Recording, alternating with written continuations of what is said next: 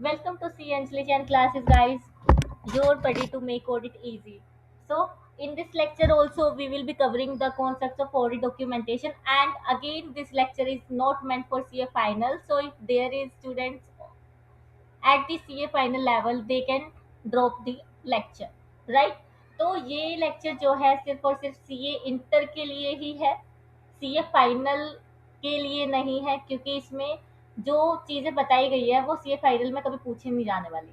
ठीक है, तो सीए इंटर वाले ही इस लेक्चर को देखें। तो आज हमारा मेन टॉपिक क्या रहेगा? अपना टॉपिक है, क्या हर चीज का डॉक्यूमेंटेशन करना नेसेसरी है? Like whatever we think, whatever we judgment put in the audit, सब कुछ हमें डॉक्यूमेंट करना है। जिस चीज के लिए पहले से ही कोई और डॉक्यूमेंटेशन है, क्या मैं मुझे उसके लिए भी रेप्लिका करना पड़ेगा? जो मैं एक ऑडिट चेकलिस्ट बनाती हूँ, क्या मुझे चेकलिस्ट बनानी पड़ेगी? और मैंने कुछ प्रोफेशनल स्केप्टिसिज्म आई थी, तो क्या मुझे प्रोफेशनल स्केप्टिसिज्म को भी डॉक्यूमेंट करना पड़ेगा? क्या प्रोफेशनल स्केप्टिसिज्म को हम डॉक्यूमेंट कर पाएंगे? तो इन क्वेश्चंस को हम यहाँ पर एक एक करके देखने वाले हैं। ठीक है, तो यहाँ से स्टार्ट करना था। एंड यस, पिछली क्लास में हमने जो type of audit documentation discuss किए थे, बस ओवरव्यू ही लिया था, डिस्कस तो खैर नहीं किए थे, वो मुझे ही पढ़ाना है।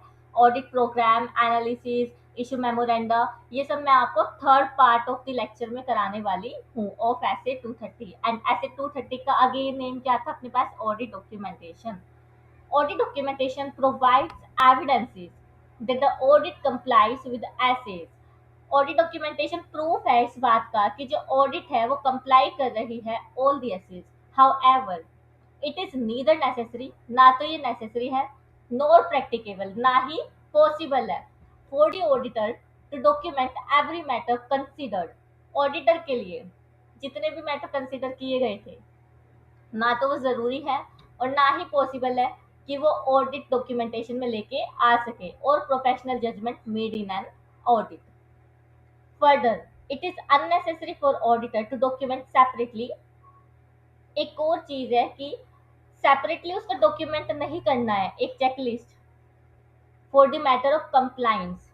ठीक है, is unnecessary for auditor to document separately compliance with matters for which compliance is demonstrated by the documents included within the audit file। किसी और डॉक्यूमेंट ने जब कंप्लाइंस को डेमोन्स्ट्रेट कर ही दिया है कि yes that particular SA, that particular law, that particular step, that particular audit procedure has already been complied, तो उसके लिए हम सेपरेटली ऑडिट डॉक्यूमेंटेशन या चेकलिस्ट टाइप कुछ नहीं बनाएंगे। ठीक है, बट अब आप बोलोगे कि अभी तक तो हमने ये पढ़ा है कि हमें हर चीज को डॉक्यूमेंट करना है, बट ऐसी कौन सी चीज है जिसको हम डॉक्यूमेंट ना करें तो चलेगा? यही क्वेश्चन है ना। तो इसी चीज को हम समझते हैं अपने हैंड रिटन नोट से। तो सबसे पहले तो बस मैंने ना इस पैराग्राफ को ही समराइज किया था थोड़ा सा, कि ऑडिट का जो ये पैरा था वो एक बार में तुम्हें प्लेन इंग्लिश रीडिंग से समझ नहीं आएगा, that's why I have written सब क्लास नोट्स फॉर यू। ठीक है, तो पर्पस क्या होता है ऑडिट डॉक्यूमेंटेशन का? Act as proof that auditor has followed all SAs. Proof के जैसे एक्ट करता है कि ऑडिटर ने सारे एसेज को क्या किया है? फॉलो किया है। फिर उसी पैराग्राफ को मैंने इजी लैंग्वेज में लिखा है, no need to record everything, the auditor is not required to write down everything। Auditor को जरूरी नहीं है कि उसको सारा कुछ लिखना है, जैसे कि उसने क्या सोचा, उसने क्या डिस्कस किया, उसने क्या जजमेंट लगाई, और ये इम्प्रैक्टिकेबल है। ठीक है, और अननेसेसरी है। No need for separate checklist for everything if requirement is already evident from the documents in audit file. अगर कोई ऐसी रिक्वायरमेंट है ऐसी की जो कि हमने ऑलरेडी कंपाइल कर दी है अपनी ऑडिट फाइल में, तो ज़रूरत नहीं है कि हम उसकी एक सेपरेट चेकलिस्ट बनाएं और उस पे टिक्का लगाएं और बोले कि कंप्लाइड। ठीक है, ऐसा नहीं करना। Audit documentation should be sufficient to prove compliance but not overload with the unnecessary or duplicate details। Audit documentation जो है वो कंप्लायंस को प्रूव करे, but it should not be an overload और डुप्लीकेशन ऑफ द एफर्ट्स, ऐसे नहीं होना चाहिए। और यही इस पूरे पैराग्राफ का मीनिंग था। आई थिंक ये तो समझ आ गया होगा। ठीक है, फिर उसके बाद अब क्या क्या ऐसी चीजें हैं जो ऑलरेडी हमें बताएगी कि ये कंप्लाइंट है, और उसके लिए हमें अलग से चेकलिस्ट नहीं बनानी है। For example, the existence of adequately documented audit plan. जब हमने ऑडिट प्लान को डॉक्यूमेंट कर ही लिया है, तो वो अपने आप में ही एक प्रूफ है कि हमने ऑडिट को प्लान किया था। तो उसके लिए हम चेकलिस्ट में एक बुलेट पॉइंट नहीं बनाएंगे कि ऑडिट प्लान ड्राफ्टेड, टिक, ऐसे नहीं बनाना। ठीक है। The existence of an adequately documented audit plan demonstrate that the auditor has planned the audit। Audit plan को उसने पहले ही जब डॉक्यूमेंट कर लिया है और उसी के अकॉर्डिंग वो ऑडिट को गो थ्रू कर रहा है, ऑडिट कर रहा है, तो वहां पे वो पहले डेमोन्स्ट्रेट कर चुका कि ऑडिट प्लान थी, तभी उसने डॉक्यूमेंट किया और तभी उसने एग्जीक्यूट किया ऑडिट को। तो इसको हमें सेपरेटली नहीं लिखना है। ठीक है, as a part of documentation. Then we have the existence of a signed engagement letter in the audit file. क्या हमने एंगेजमेंट लेटर को साइन कराया था ऑडिट करने से पहले? वो तो ऑब्वियसली हम कराएंगे, तभी हमने ऑडिट स्टार्ट किया होगा ना, है ना। ये प्री रिक्विजिट है। ऑडिट स्टार्ट करने से पहले we need to take a signed engagement letter with the management. ठीक है। ठीक है, तो ये चीजें होगी। और वेयर अप्रोप्रिएट टीसीडब्ल्यूजी, और जहां पे टीसीडब्ल्यूजी की रिक्वायरमेंट होगी वो भी हम देखेंगे। तो अब एंगेजमेंट लेटर साइन हुआ होगा तभी ऑडिट की होगी ना, तो यहाँ पे हमें ऑडिट डॉक्यूमेंटेशन की जरूरत नहीं पड़ेगी। अगेन हमें एक चेक लिस्ट में ये अलग से बुलेट नहीं बनाना कि एंगेजमेंट लेटर साइन, टिक नहीं करना। ठीक है। आज आप बोलोगे कि दीदी आप तो मतलब पहले बोलते थे ये करना है, और आज का लेक्चर हमारा चल रहा है नहीं करना है। हमारा टॉपिक ही तो यही है कि what documents we need not to document. ठीक है, यही तो चल रहा है। तो मैं नहीं करूंगी ना, नहीं बोलूंगी, ऐसा बोलूंगी ना कि नहीं करना है। An auditor, an auditor's report containing an appropriately qualified opinion. अब ये ना हमारा ओपिनियन का टाइप होता है, जो कि अगेन हम ऐसे 700 सीरीज में पढ़ने वाले हैं कि ओपिनियन हमारे कितने तरीके के होते हैं। ठीक है। तो बस अभी ये समझ के चलना कि ऑडिटर ने ऑडिट रिपोर्ट एसएस के अकॉर्डिंग इशू किया है, उस चीज को भी हमें डॉक्यूमेंट नहीं करना, क्योंकि ऑडिट रिपोर्ट आप खुद पकड़ा ही रहे हो ना मैनेजमेंट और टीसीडब्ल्यूजी को, तो उसकी क्या चेकलिस्ट बनाओगे? ठीक है, मतलब कि जो पहले ही एविडेंट है, जो डेमोन्स्ट्रेटेड है, उसके लिए आप दोबारा से चेकलिस्ट में क्यों लिखोगे कि yes this has been compliant? नहीं लिखोगे ना। तो an auditor's report containing an appropriately qualified opinion demonstrate that auditors has complied with the requirement to express qualified opinion under the circumstance specified in essays। ये क्या कहना चाह रहा है? essays में कुछ requirements है, कुछ conditions है, जिसकी अगर वो conditions पूरी हो गई तो हम qualified opinion दे सकते हैं। अब वो condition हम again essays 700 में पढ़ेंगे, तो अभी उसको by heart कर लो, जस्ट लर्न विद हार्ट। ठीक है, वही करना है। उसके बाद हम इसको ऐसे 700 में पढ़ने वाले हैं कि what is qualified opinion, what is disclaimer, what is adverse opinion, what is clear opinion. ये हम सब कुछ ऐसे 700 सीरीज में देखेंगे। ठीक है। व्हाट इज की ऑडिट मैटर, ये भी हम 700 की सीरीज में ही देखने वाले हैं। तो बाय हार्ट करना है अभी तो आपको इसको।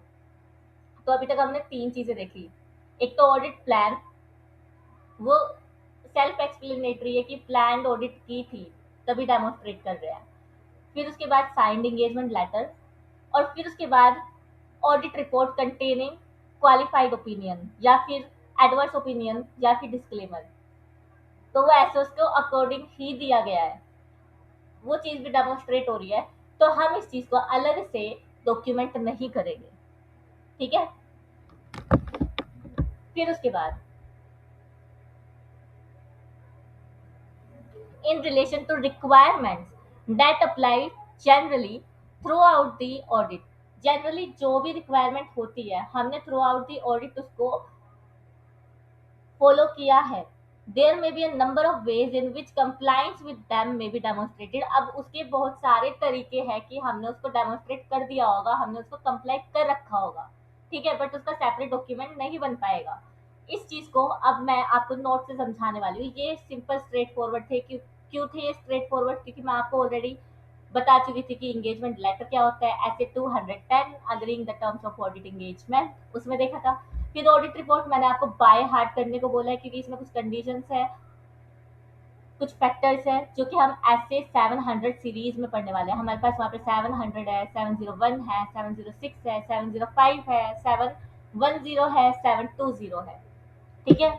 उसमें हम ये सारी चीजें देखने वाले हैं। तो by heart third point, I am requesting just to by heart third point. फिर उसके बाद, in relation to requirement that applies generally throughout the audit, there may be a number of ways in which compliance with them may be demonstrated without the audit file. Audit file के बिना भी वो चीज, sorry, without, with in the audit file, audit file में हमारे कुछ documentation, कुछ evidence ऐसे होंगे जो ऑलरेडी डेमोस्ट्रेट करेंगे कि हमने कंप्लाइंस किया है और सारे ही ऑडिट प्रोसीजर से, सारी जनरल रूल्स को ऑडिट के, तो उसको हमें अलग से डॉक्यूमेंट नहीं करना है, ये चीज बोला है। For example, there may be no single way in which the auditor's professional skepticism is documented. कोई भी एक तरीका नहीं है जिससे कि हम प्रोफेशनल स्केप्टिसिज्म को डॉक्यूमेंट कर सके। अब प्रोफेशनल स्केप्टिसिज्म क्या होता था? गजनी प्रॉब्लम आ गया, नहीं आना चाहिए, फिर नहीं, यस, आज का लेक्चर इसी पे बेस्ड है, नहीं, नहीं, ठीक है। तो प्रोफेशनल स्केप्टिसिज्म क्या था? ऐसे 200 में, the overall objective of an independent auditor in conducting an audit in accordance with the standards on auditing. इसके तहत हमने पढ़ा था व्हाट इज प्रोफेशनल स्केप्टिसिज्म, मतलब कि questioning mind, being alert to situation, है ना, ये पढ़ा था, अब आपको याद आ गया होगा। तो but the audit documentation may nevertheless provide evidence of the auditor's exercise of professional skepticism in accordance with the assets, but auditor के जो एविडेंसेस होते हैं ना, जो उसने ऑब्टेन किया है, वो डेमोन्स्ट्रेट करते हैं कि उसने प्रोफेशनल स्केप्टिसिज्म लगाई है। नहीं आया समझ? आएगा ही नहीं। क्यों? मैंने तो आपको इंग्लिश पढ़ा के उसका हिंदी ट्रांसलेशन किया है। अब हम इसको एग्जाम्पल से समझेंगे, बट एक लाइन और रहती है, इसको रीड करके फिर हम नोट्स भी आ जाते हैं, ठीक है। सच एविडेंस में include specific procedure performed to corroborate management's response to the auditor's inquiry। ये इन्होंने एग्जांपल दिया है कि ऑडिटर को कोई क्वेरी आई होगी, उसने मैनेजमेंट से पूछा, मैनेजमेंट ने कुछ रीजन दिया, और उस रीजन को कोरोबोरेट करने के लिए हमने ऑडिट एविडेंसेस ऑब्टेन किए होंगे, ठीक है। तो अब इस चीज को हम समझते हैं थोड़ा एक प्रैक्टिकल एग्जांपल से। No single way for documentation. For example, हमारा जो प्रॉफिट एंड लॉस स्टेटमेंट है वो कितने का रिवेन्यू मुझे दिखा रहा है? 50 CR का। कितने का दिखा रहा है? ₹50 CR। और मैनेजमेंट की क्या रीजनिंग है? एक्चुअली क्या हुआ था, पिछले साल जो है ना, जो रिवेन्यू था वो ओनली 30 CR था, एंड एकदम से 20 CR का जंप आ गया नेक्स्ट ईयर में। और उसके लिए मैनेजमेंट बोल रही है कि जो ये 20 CR का जंप है ना, वो डिमांड की वजह से आया है, कि हमारा जो प्रोडक्ट है उसकी डिमांड इंक्रीज हो गई थी।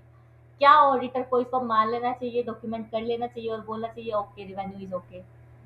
नहीं, उसको प्रोफेशनल स्केप्टिसिज्म अप्लाई करनी चाहिए, और उसने की भी। उसने क्या किया? 23 का डेटा निकाला, 4 का निकाला, 5 का निकाला, 6 का निकाला, ठीक है। अब कहीं ना कहीं उसने ये देखा कि जो 20 CR से बढ़ा है ना मेरा रिवेन्यू, वो कंसिस्टेंटली बढ़ रहा है इसी तरीके से, और प्लस मैनेजमेंट ने न्यू प्रोडक्ट लॉन्च किया था। पहले उसने ट्रेंड एनालिसिस देख लिया। ट्रेंड एनालिसिस में ऐसा था कि ये तीनों साल तो जो थे वो कंसिस्टेंट थे, इसमें ना रिवेन्यू जो है अप्रोक्सीमेटली सेम परसेंटेज से बढ़ रही थी, ठीक है। बट जो फाइनेंशियल ईयर 25-26 था, उसमें क्या हुआ कि एकदम से 20 CR का बूस्ट आ गया, एकदम से, मतलब इनकंसिस्टेंट हो गया, एकदम से इन्फ्लेट हो गई रिवेन्यू। तो वहां पे हमने क्या देखा, मैनेजमेंट ने फिर ये बोला कि एक्चुअली ना हमने एक न्यू प्रोडक्ट भी क्या किया था, लॉन्च किया था, और उस न्यू प्रोडक्ट की डिमांड ज्यादा थी, तो इसलिए हमारी क्या हो गई, सेल्स बूस्ट हो गई। ये हो गया, ये हो गई इंक्वायरी वाला पार्ट। अब सिर्फ इसी रीजनिंग से क्या उसको बोल देगा क्लियर ओपिनियन? नहीं, उसको और भी चीजें देखनी पड़ेगी। वो सेल्स इनवॉइस चेक करेगा कि जो सेल्स के इनवॉइसेस है उतना ही अमाउंट रिकॉर्ड है क्या। प्लस हमें जीएसटी कंप्लायंस भी करनी पड़ती है, इफ यू नो, हमें जीएसटी आर भरनी पड़ती है फॉर अपनी टर्नओवर का डिटेल्स देने के लिए गवर्नमेंट को। तो वहां से वो चेक करेगा मंथली रिटर्न्स को। फिर उसके बाद डेटर से कंफर्मेशन लेगा। अब सेल जरूरी थोड़ी है कि सारे कैश में गया हो, ऑनलाइन हुआ हो, है ना, तो वहाँ पे कुछ क्रेडिट सेल भी हुई होगी, तो उधर से मेरे बैलेंस शीट में डेटर आ गए होंगे, तो उस डेटर से मुझे क्या लेनी पड़ेगी, कंफर्मेशन लेनी पड़ेगी। तो यहाँ पे ये क्या हो रहा है, अपना ऑडिटर क्या लगा रहा है, दिमाग लगा रहा है, ठीक है, वो दिमाग लगा रहा है, एविडेंसेस क्रिएट करता जा रहा है, क्वेश्चन पूछता जा रहा है, अलर्ट टू सिचुएशन है कि न्यू प्रोडक्ट आया था, ठीक है। तो यहाँ पे उसने इतना सारा प्रोफेशनल स्केप्टिसिज्म अप्लाई किया, तो इस चीज का एविडेंस क्या होगा, क्या होगा, सेल्स एनालिसिस वर्किंग पेपर, ठीक है, फिर उसके बाद डेटर कंफर्मेशन फाइल, फिर उसके बाद जीएसटी रिकंसिलिएशन स्टेटमेंट, ये सब होगा। अब इस चीज को जब मैंने ऑडिट एविडेंसेस ऑब्टेन कर लिए as sales analysis working paper, debtor confirmation file, GST reconciliation, तो यहाँ पे क्या मैं दोबारा से लिखने बैठूंगी कि ऑडिटर ने पहले सेल्स ट्रेंड को चेक किया था, फिर उसके बाद इनवॉइसेस देखे थे, फिर उसके बाद जीएसटी रिटर्न देखी थी, भाई जीएसटी रिको वर्किंग पेपर है मेरे पास, मैं क्यों लिखूंगी इसको, फिर उसके बाद डेटर कंफर्मेशन मंगाई थी, नहीं, audit evidence are self explanatory that auditor ने दिमाग लगाया था, ऑडिटर ने प्रोफेशनल स्केप्टिसिज्म को फॉलो किया था, ठीक है, तो इसका भी मुझे डॉक्यूमेंटेशन नहीं करना है। फिर उसके बाद next we have similarly the engagement partner has taken responsibility, again अब ये एंगेजमेंट पार्टनर वर्ड आ रहा है, या पैसे 220 एंड एसक्यूसी 1 में आने वाला है, we will be covering the whole full flesh discussion of this particular word in SA 220 and SQC 1, ठीक है। यहाँ पे बस ये समझो कि हमारी पूरी ऑडिट का जो लीडर है वो कौन है, इंगेजमेंट पार्टनर है, और हम क्या है, चेले चपाटे हैं जो कि ऑडिट करने जा रहे हैं, और वो क्या करेगा, हमारे काम को डायरेक्ट सुपरवाइज एंड रिव्यू करेगा, ठीक है।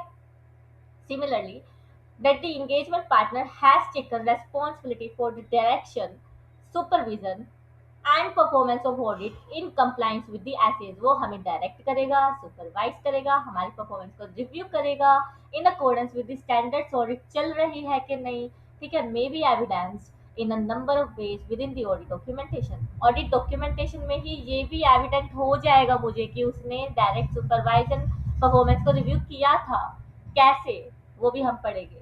दिस में include documentation of engagement partner, timely involvement in aspect of the audit, audit के मैटर्स में बार बार टांग अड़ाना सही टाइम पे, वो इस चीज को क्या करेगा, एविडेंट करेगा, ठीक है। मैम आपने लेमन लैंग्वेज बोली तो भी कुछ समझ नहीं आया, ठीक है, आ जाओ नोट्स पे, तभी तो बनाया मैंने नोट्स। एंगेजमेंट पार्टनर्स इन्वॉल्वमेंट, इसके लिए अब मैं अलग से डॉक्यूमेंट नहीं करूंगी कि पार्टनर ने ये रिव्यू किया था, हाँ टिक, पार्टनर ने वो रिव्यू किया था, हाँ टिक, ऐसे नहीं करना है। Engagement partner must direct supervise and review the audit work, ठीक है। तो how partner involvement is shown, partner की इन्वॉल्वमेंट कैसे शो होगी, अब ऐसा हो सकता है कि ऑडिट स्टार्ट करने से पहले हमने balance sheet, profit and loss account, cash flow, इन सबको पहले ही अपेरेंटली गो थ्रू कर लिया कि मेजर मेजर क्या क्या आइटम्स है, फिर उसके बाद पार्टनर बैठा टेबल पे विद द ऑडिट टीम और रिस्क डिस्कशन हुआ, रिस्क एनालिसिस हुआ कि कौन कौन से मेजर मेजर आइटम है, किस किस पे हमें ध्यान देना है, और उसमें भी कौन से एस्पेक्ट पे देना है, जैसे कि इन्वेंट्री का ऑडिट है तो हमें उसके वैल्यूएशन एस्पेक्ट पे क्या देना है, ध्यान देना है। तो यहाँ पे उसने क्या किया, रिस्क का डिस्कशन किया, तो again it is demonstrating that part engagement partner is involve in the audit work. फिर उसके बाद सॉरी, फिर उसके बाद review comments on the working paper, आजकल मेरे को तो रिव्यू, ठीक है आजकल नहीं, कुछ दिन पहले मेरे को रिव्यू कमेंट मिलते ही थे और मैं उसको क्लियर करती थी। तो review comments on the working papers, NRB of slow moving items, जैसे कि ये मैंने बस एग्जांपल दिया कि रिव्यू में मैंने ये लिखा कि you should more focus on the NRV of the slow moving items, मतलब कि इस पे और ऑडिट एविडेंसेस को क्या करो, कलेक्ट करो, ऑब्टेन करो, ठीक है। तो ऐसा हो सकता है कि जो पार्टनर है उसने कोई वर्किंग पेपर को चेक किया और उस वर्किंग पेपर में कुछ गलतियां हैं या कुछ कमियां हैं, उसको उसने बोल दिया कि please check this, please review this, please recalculate this, please have more focus on NRV of slow moving item. तो ये क्या होते हैं, रिव्यू पॉइंट्स होते हैं, रिव्यू कमेंट्स होते हैं, जिसको कि एक आर्टिकल को क्या करना पड़ता है, क्लियर करना पड़ता है। ठीक है, रिव्यू कमेंट से बहुत डर लगता है, इसीलिए अपना काम सही से करो पहले ही। तो उसके बाद है sign off on the key areas पे साइन ऑफ करना है। साइन ऑफ मतलब कि क्या, सिग्नेचर करना है, आपको दिखाना है कि yes we have gone through the whole document, आपने अच्छे से रिव्यू किया है, एंड रिव्यू के बाद आपने क्या किया, उसको साइन ऑफ कर दिया सिग्नेचर कि yes this particular document is now final. ठीक है, तो जैसे कि इन्वेंटरी वैल्यूएशन शीट आपने क्या कर दी, साइन कर दी, किसने, इंगेजमेंट पार्टनर ने, किसने, इंगेजमेंट पार्टनर ने। तो यहाँ पे अब जितना भी डिस्कशन हुआ था रिस्क का, रिव्यू कमेंट्स के मैंने कुछ एग्जांपल दिया आपको, फिर की एरियाज को साइन ऑफ करना रहेगा। अब एक चीज और बता देती हूँ, की एरियाज जैसे इन्वेंटरी वैल्यूएशन ही था, इस पे इसका डिस्कशन हुआ था, तो ये की एरिया हो गया। क्या मैं वाउचिंग पे भी साइनिंग ऑफ करूंगी, क्या एक एंगेजमेंट पार्टनर जो आर्टिकल ने हर एक इनवॉइस पे वाउचर में टिक के लगाया उस पे साइन करेगा? कतई नहीं, कभी नहीं, नक्को। ठीक है, तो ऐसा नहीं होगा। तो की एरियाज वाली चीजों पे ही जो एंगेजमेंट पार्टनर है वो साइन करेगा। तो यहाँ पे एविडेंसेस क्या होंगे, जैसे डिस्कशन हुआ होगा तो हमें एक minutes of meeting book maintain करनी पड़ती है, तो मिनट्स ऑफ टीम मीटिंग। ठीक है, फिर उसके बाद review notes on the audit files. Audit file में जब मुझे अपेरेंटली दिखेगा ही रिव्यू पॉइंट्स, तो वहां से पता ही चल जाएगा पार्टनर ने क्या कर रखा है, रिव्यू कर रखा है। फिर उसके बाद final audit file sign off. जैसे ही ऑडिट एविडेंसेस ऑब्टेन हो जाएगी, रिपोर्ट हम कंक्लूड कर चुके होंगे, तो वहां पे हम क्या कर देंगे, फाइनल ऑडिट फाइल को साइन ऑफ कर देंगे। तो यहाँ पे क्या मैं ये डॉक्यूमेंट करूंगी कि पार्टनर ने साइन कर दिए, यस, नहीं करना है। ठीक है, तो ये हमारा क्या था आज का टॉपिक, जो कि शायद तुम्हें इंटरेस्टिंग लगा होगा, मैंने इसको कोशिश किया है इंटरेस्टिंग बनाने का। ठीक है, तो I think we can wrap up this session, and आपको ये रिवाइज करके आना है। एंड एक बात बता दूं कि मैं तुम्हें बेयर ऐसे से ही पढ़ाती हूँ, बेयर ऐसे में कोई भी चीज़ हमारी पेंडिंग नहीं रहेगी। हाँ, जहाँ पे रिपीटेशन होती है वहाँ पे हम ज़रूर उसको स्ट्राइक ऑफ कर देते हैं। ठीक है, तो मैं आपको इसकी समरी लिखवा देती हूँ, है ना। We can write with the summary. यहाँ पे इस पैराग्राफ का इन शॉर्ट मीनिंग लिख लो। What we are not required to document separately। ठीक है, जब आप इजी लैंग्वेज में लिखते हो तो आप रिवाइज अच्छे से कर पाते हो उस चीज को। हाँ, बट एग्जाम में तो ऑडिट लैंग्वेज ही लिखनी है, और राइटिंग प्रैक्टिस से आने वाली है। ठीक है, न्यूमेरिकल सब्जेक्ट की भी तो प्रैक्टिस करते हो, तो यहाँ भी करना। मेरे प्रैक्टिस से सीए इंटर में 64 नंबर आए थे, एंड यू नो कि 60 या फिर अबव 60 एग्जामेशन होती है, तो इट मैटर्स। ठीक है, और सीए फाइनल में आई स्कोर 57, 3 मार्क्स से मेरी एग्जामेशन आ गई थी। बट वो वाला जो अटेम्प्ट था मे 25, वो उस लेवल पेपर था ऑडिट का, वहाँ पे मेरी एग्जामेशन 3 नंबर से रही थी। तो if I am giving you suggestion, they will be valuable always, and you should follow them with your modification हल्का फुल्का। ठीक है, फिर उसके बाद था द एग्जिस्टेंस। अब क्या क्या नहीं, जैसे कि ऑडिट प्लान, ऑडिट, अच्छा ओके, टेक्स्ट बॉक्स आया ही नहीं था, अब आ गया। तो यहाँ पे हो गया ऑडिट वॉज प्लान, ये एक चीज, क्योंकि वो ऑडिट प्लान से ही पता चल जाएगा, हमने उसकी ऑलरेडी डॉक्यूमेंट कर रखा होगा। फिर उसके बाद एंगेजमेंट लेटर साइन, फिर उसके बाद audit report released, audit report opinion given as per SAs, और पर्टिकुलर कौन से वाले, एसेज 700 सीरीज वाले। सीरीज अगर मैं बोलती हूँ तो इसका मतलब है कि वो खाली 700 नहीं है, वो 700, 701, 706, 705, 710, 720 सारे हैं। ठीक है, सीरीज का मतलब ये है। और मैं सिर्फ ऐसे 700 बोलूँ तो इसका मतलब है ओनली ओनली 700। तो ये हो गया। देन उसके बाद नेक्स्ट हमने बुलेट में पढ़ा था कि कुछ चीज़ें जनरली हमें थ्रू आउट दी ऑडिट करनी पड़ती है। फॉर एग्जांपल एंगेजमेंट पार्टनर का review on the audit work, और एक प्रोफेशनल स्केप्टिसिज्म को अप्लाई करते रहना कदम कदम पे। तो एक मेरा हो गया यहाँ पे प्रोफेशनल जजमेंट, सॉरी स्केप्टिसिज्म।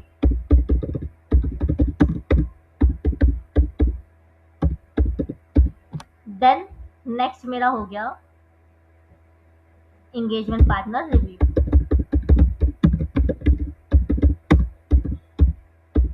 ठीक है, यहाँ पे we have completed our topic, that is what we need not to document separately। कोई सी में कुछ भी, किसी को भी इसमें कोई डाउट हो तो you can ask me on my Telegram channel, one to one doubt will be catered there. ठीक है। एंड एक चीज़ शेयर करनी थी ना मुझे, मैंने अपनी डायरी में लिख तो लिया था, ठीक है, मैं उस पर टेलीग्राम पे शेयर कर दूंगी। ओके, तो that's enough from my side. Good night.